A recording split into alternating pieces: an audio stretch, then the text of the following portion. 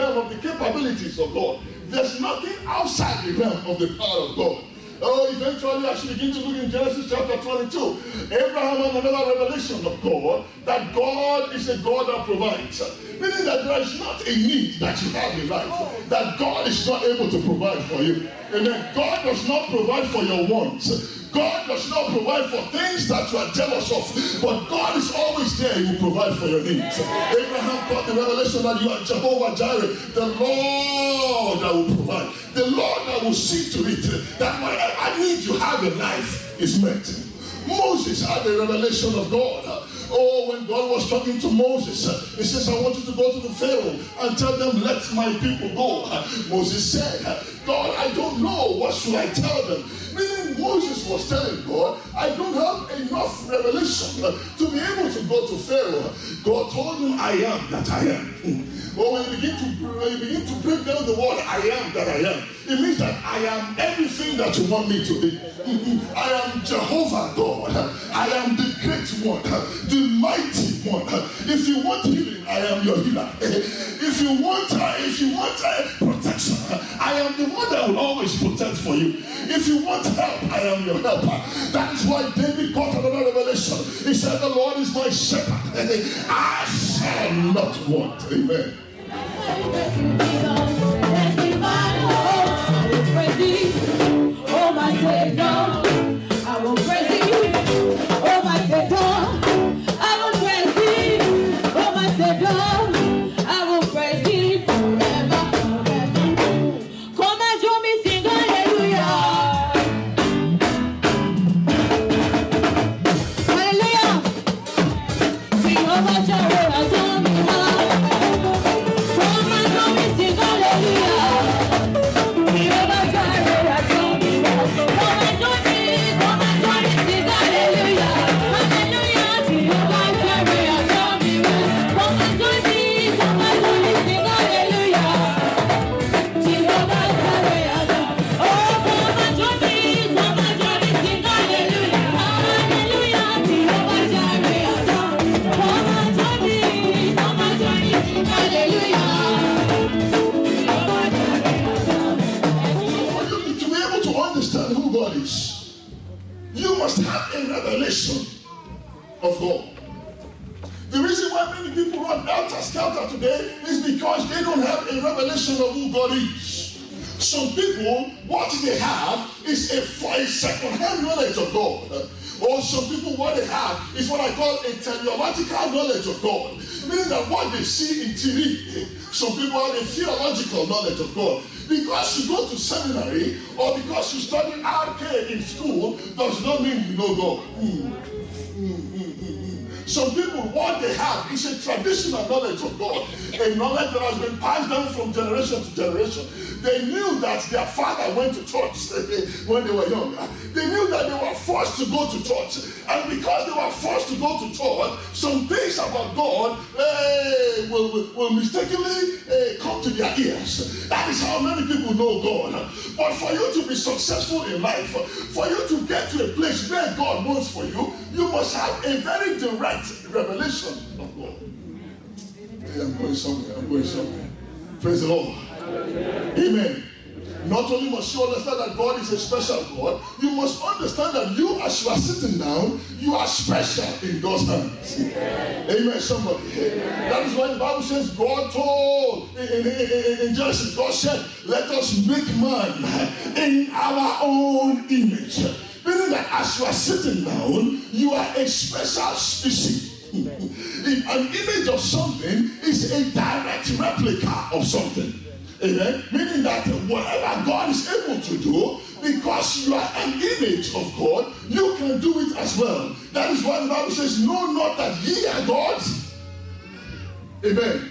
I mean, you are so special in God's hands. The Bible says you are created in the likeness of God. A likeness of a thing is what makes a thing do what it's supposed to do. Like it is impossible for you to see a cow begin to bark like a dog. I'm going somewhere. It is impossible for you to see a cat begin to meow. The cat is supposed to meow. But if you see a cat begin to whoo like a cow, something is wrong. Amen. So I want you to know that you are special in God's hands. It doesn't matter what people say about you. That is why you need to quit listening to people. God has formed you in a special way. The Bible says, for I am fearfully and wonderfully made. You are very unique in the hands of God. Amen. That is why your DNA is not the same as other people's DNA. There's something that is unique about you. There's something original about you. That is why anybody that tries to imitate you is only imitating a cheap copy. Some of you are not getting this. I said you are special in God's hands. The Bible says, it says, God, you are so special. Nobody knows the number of hairs in your head, but God knows. Amen. Your husband, as close as your husband is, your husband cannot know the number of hairs on your head. As close as you are to your children, though you give birth to your children, you cannot know the number of hairs in your children's head. But God says, I have numbered your hairs. I know the numbers of your head. Not only are you special, God, I will not forget you. As a matter of fact, it doesn't matter where people have forgotten you. It doesn't matter your parents may have forgotten you. Your brothers may have forgotten his own. He never let his own down. You are special in his hands. Amen. Not only will not forget you, he says you are inscribed in the palms of my hand. Meaning that, you know, there was something about Sarah Palin a while ago that she wrote some things in her hand. Why? She wrote it in her hand, Pastor, so that she will not forget what she's about to say. Meaning that if you are inscribed in the hands of God, whenever God takes a look at his hands, all he will see is your name. Some of you are getting this. Whenever God takes a look at his hands, he will just begin to see, oh, there's a lady there, that's my son there, named Isaac Kende Ishola Abiara. There's something about him. I don't know what he's going through, but I'm just looking at him right now. That is what the Bible says. Before you call, I will answer. Yet while you are speaking, I will say, yeah. Amen. Amen. Amen. Amen.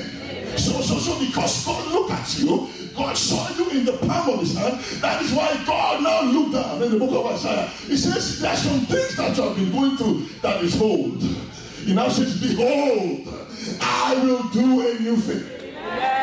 Oh, you're not saying amen. You're not saying amen. He says, behold, I will do a new thing.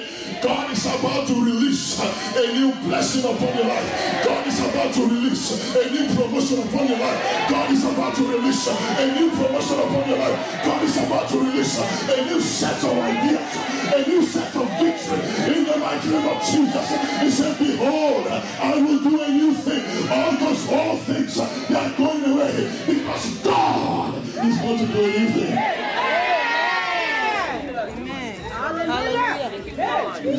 Thank you, Jesus. Amen. Amen. Amen. Amen. A new thing. Somebody say a new thing. Somebody say a new thing. When you begin to talk about what is new, new has several definitions. The first definition of new, something that has not been seen before. That means God is about to unleash a miracle upon somebody that has not been seen before. Because you are here tonight, God is about to unleash a blessing that nobody has seen before. It says new, new, new, new. Somebody shout new thing.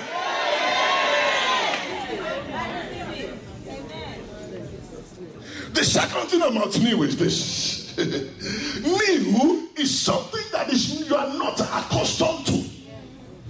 Hello? Some of you have been accustomed to failure, but because you are here tonight, you are not accustomed to being successful before. Now God is saying, I'm doing a new thing. People have not been accustomed to saying you are a rich person. God is saying now people will call you prosper. They have called you a negative name before because what they have not been accustomed to, God is about to do it. And part of it is God says he will give you a new heaven and a new heart and a new name and a new song in the name of Jesus. Oh, sit down. I haven't started yet. Yeah, I'm going somewhere. Amen. When you talk about the new song, let me tell you something about a new song. Maybe before, you have been saying, count your blessings Name them one by one. Something that is not plenty is what you will count and name one by one.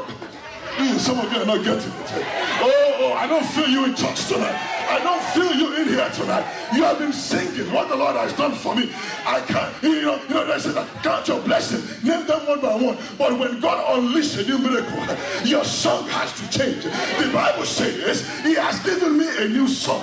Then you begin to sing what the Lord has done for me. I cannot.